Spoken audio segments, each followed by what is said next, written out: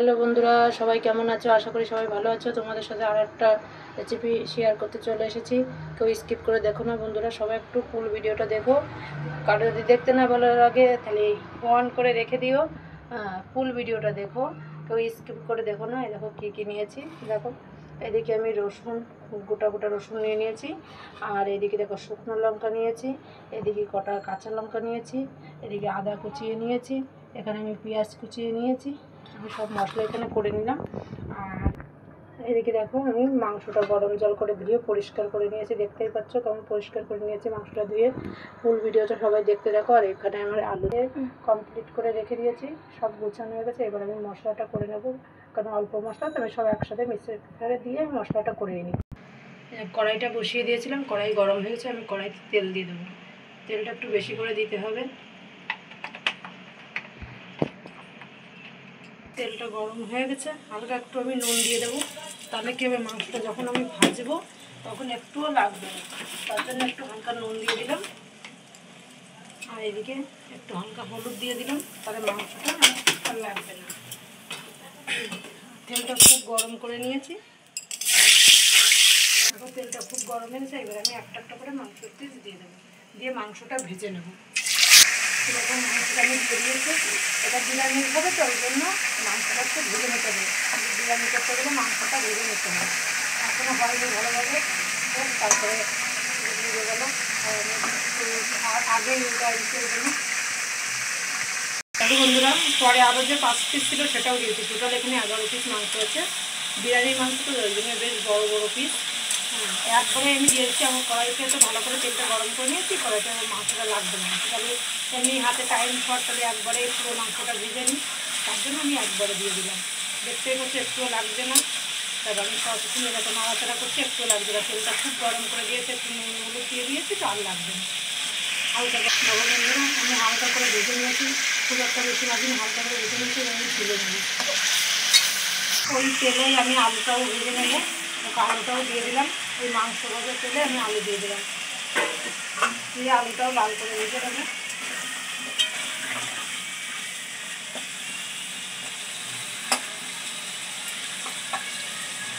দেখো আলুটাও আমার ভাজা হয়ে গেছে, এবার আলুটা আমি তুলে নেব। আর ওই তেলের ভিতরে পেঁয়াজ দিয়ে দেবো, ফোড়নে পেঁয়াজ দিয়ে দিলাম। আমি সবসময় বিরিয়ানিটা বাড়ি করি, সিম্পলভাবেই করি। দোকানে বিরিয়ানি খুব পছন্দ হয়ে যায়, কারণ অত জিনিস করলে অসুবিধা হয়, অত জিনিস খাওয়া যায় না। আমি সিম্পলভাবে সবসময় করে বন্ধুরা ভিডিওটা দেখতে থাকো, তাহলে বুঝতে পারবে কতটা সিম্পলভাবে বিরিয়ানিটা বাড়িতে তৈরি করি। একদম পুরোটাই সিম্পল করে করি। এবার ফোড়নে আমি পেঁয়াজ দিয়ে দিলাম, পেঁয়াজটা একটু লাল লাল করে নেবো। এবার আমি পেঁয়াজটা আমি খুব লাল লাল করে নিই। আমি মশলাটা একবারে সব করে নিয়েছি। আমি মশলাটা আগেই তোমাদের দেখে নিলাম, আর এখন একবারে সব আমি মিক্সারে করে নিয়েছি। অল্প মশলা তো, এবার অল্প অল্প করে একটু একটু করে করা যায়। এই জন্য পুরো মশলাটা আমি একবারেই করে নিয়েছি। মশলাটা দিয়ে ভালো করে আমি কষিয়ে নেবো।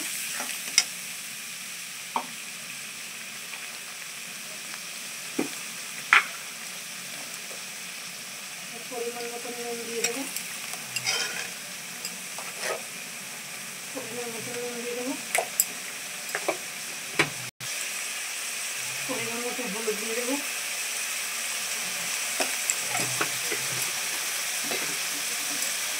দিয়ে এতে ভালো করে মশলাটা কষিয়ে নেবো।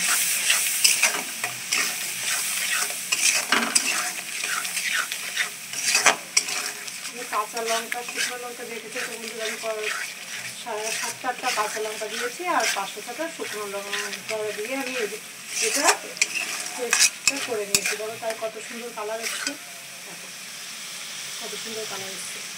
ভালো করে মশলাটা কষিয়ে নিতে হবে। যখন মশলাটা কিন্তু কষানো হয়ে এসছে, সাইডে তেল ছেড়ে দিয়েছে। আমি অনেকটা টাইম ধরে মশলা কষিয়ে নিয়েছি, দেখতে দেখতে দেখো বন্ধুরা তখন তেল ছেড়ে দিয়েছে। মশলা কষানো হয়ে গেলে তেল ছেড়ে দেবো। এবার আমি মাংসটা দিয়ে দেবো, দিয়ে আবার ভালো করে মাংসটা কষিয়ে নেবো। দেখতে হচ্ছে আমি সব একবারে দিয়ে দিলাম মাংসটা, এবার এইটা দিয়ে আমি ভালো করে কষিয়ে নেবো।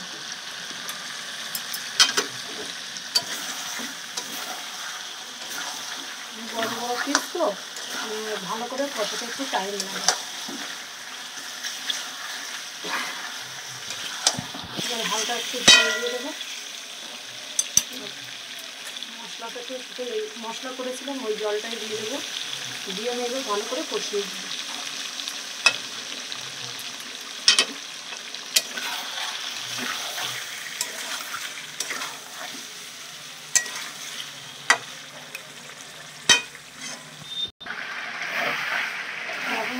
মাংস তেল কষানো হয়ে গেছে, অনেক টাইম ধরে কষাচ্ছি, মাংসে তেল ছেড়ে দিয়েছি, দেখতেই পাচ্ছ। দেখুন দেখুন আর একটু টাইম কষিয়ে নেব। মাংসটা কষানো হয়েছে, এবার আমি আর জল দিয়ে দেবো। আলুটা এখন দেবো না, কারণ এমনি আলুটা ছোটো ছোটো পিস আছে, এটা আমি লাস্টে দিতে এখন আলু দিয়ে গলে যাবো। জল দিয়ে দিলাম অল্প করে, মাংসটা তো অনেক বড় বড় পিস, সিদ্ধ হতে একটু টাইম লাগবে, তার জন্য একটুখানি জল দিয়ে দিলাম। দেখতে পাচ্ছ বন্ধুরা কত সুন্দর কালার এসেছে।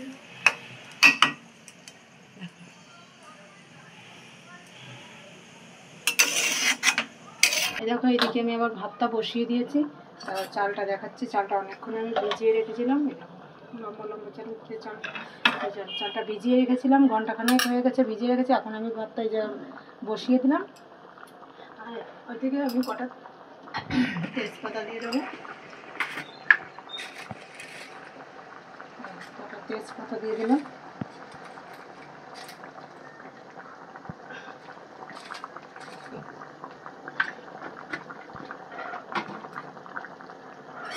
আরও উপকরণ আছে, সেটা এখন দেবো না, সেটা ভাত ফুটলে তারপরে দেবো। এই ভাতের মধ্যে নুন দিয়ে রাখতে হবে, নাহলে ভাতটা আবার একটু নুন টাইপের হয় না। এই ভাত করার সময় ভাতে একটু নুন দিয়ে রাখতে হয়। এই যে 2 চামচি নুন দিয়ে দিলাম, তাহলে কি হবে যখন ভাতের লেয়ারটা দেবো তখন নুন দেওয়া লাগবে না। ওই জন্য ভাত করার সময় নুনটা দিয়ে রাখতে হবে। এই যে আমি এখন নুন দিয়ে দিলাম, ভাতে যখন লেয়ার করব তখন আমার আর নুন দেওয়ার দরকার হবে না। এখন মাংসটা কেমন বন্ধুরা ফুটে উঠেছে, ভালো করে ফুটে উঠেছে, আবার ফুটবে। এখন আমি আলুটা দিয়ে দিলাম, কেননা মাংসটা প্রায় হয়ে হওয়ার পথে। আমি আগের থেকে যদি দিতাম এমনি ছোটো ছোটো পিস, আর আলুগুলো আমার পুরো গলে যেত, ওই জন্য আমি একটু রেখে দিলাম। দেখতে পাচ্ছি আমার ফ্রাই হয়ে এসেছে, তার জন্য এখন দিয়ে দিলাম। দেখো কত সুন্দর কালার এসছে।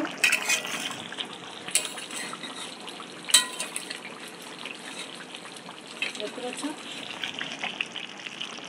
আমি কিন্তু লঙ্কার গুঁড়ো ইউজ করিনি, সেটা তো তোমরা দেখতেই পেলে। আমি তোমাদের বন্ধুরা সব কিছুই দেখাই দিলাম আগের থেকে কী কী মশলা নিয়েছি। তারপর বন্ধুরা আমার মাংসটা প্রায় হয়ে এসেছে। দেখো এরকম মাংসটা এবার আরেকটুখানি ফুটিয়ে নামিয়ে দেবো, হালকা একটু গ্রেভি রাখবো, কারণ আমার ভাতের লেয়া দিতে একটু গ্রেভি লাগবে, তার জন্য হালকা আমি একটু গ্রেভি রাখবো। দেখো তাও বেশি না, দেখতে পাচ্ছ কতটুকু গ্রেভি আছে। আর আলুটাও দেখো এরকম গলে গেছে, এরকম দেখতেই পাচ্ছ আলুটা কেমন গলে গেছে। এবার আমি একটু গরম মশলা দিয়ে দেবো।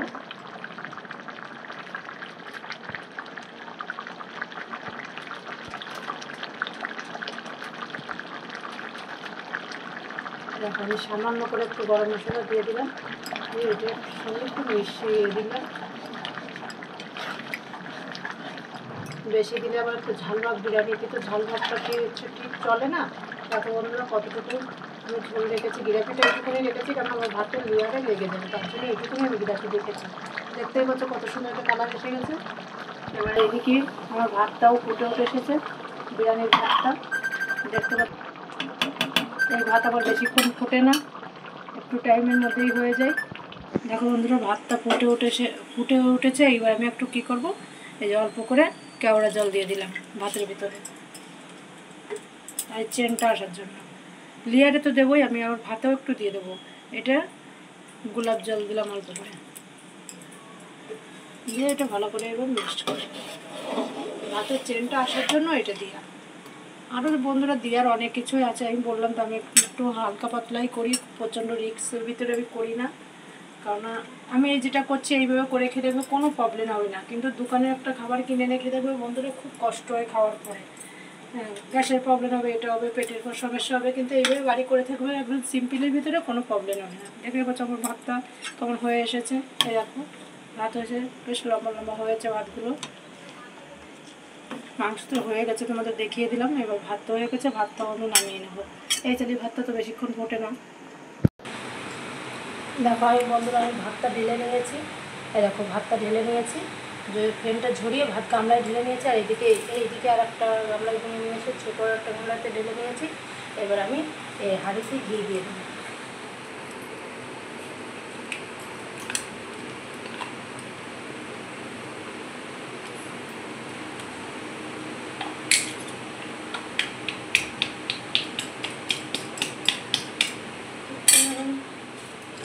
এই যে আমি হাঁড়িতে ঘি দিয়ে দিলাম। ঘিটা টড়িতে তলায় বেশি করে দিতে হবে, দিয়ে এরকম করে ঘুরিয়ে পুরো ঘিটা ঘুরিয়ে দিতে হবে, যাতে হাঁড়ির তলায় পুরো জায়গায় ঘিটা লাগে। আমি ঘিটা দিয়ে দিলাম হাঁড়ির তলায়। এবার বন্ধুরা, আগে ছোটো গামলার ভাতটা আমি দিয়ে দেবো, দিয়ে পরে পাকিয়ে দেবো। দেখতে পাচ্ছ এটা তো ছোটো গামলাই ছিল, তাই আমি একবারে পুরোটা দিয়ে দিলাম।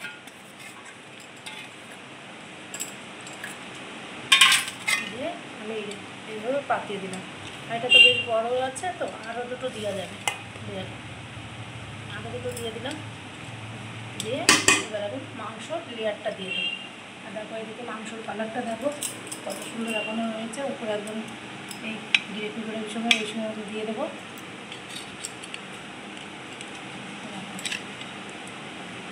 একটা একটা করে দিয়ে দেবো, একটু করে গ্রেভি দিয়ে দেবো। আগে লেগ পিসগুলো দিচ্ছি।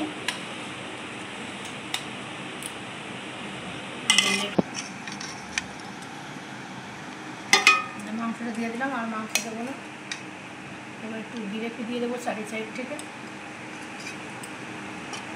চারি সাইডে একটু গ্রেভি দিয়ে দিলাম।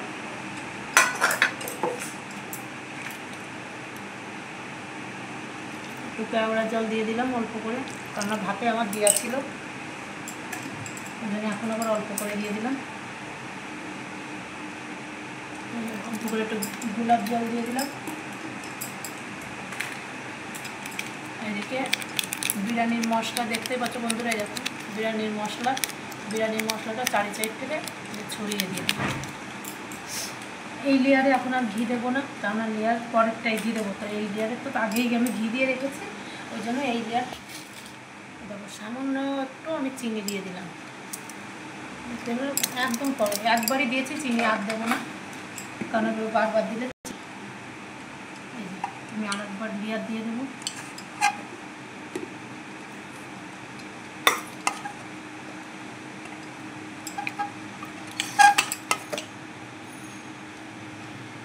ভাতটা কত সুন্দর ঝুরঝুরে হয়েছে।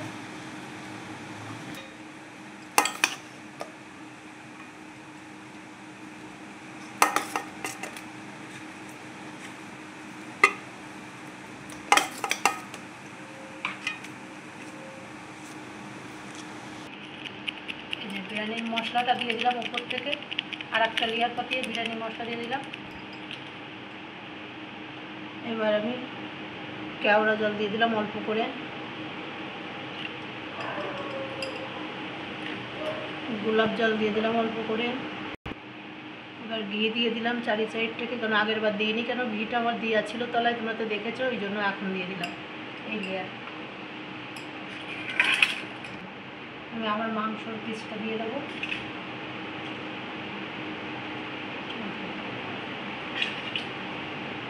এইভাবে প্রত্যেকটা লেয়ার করে দেবো।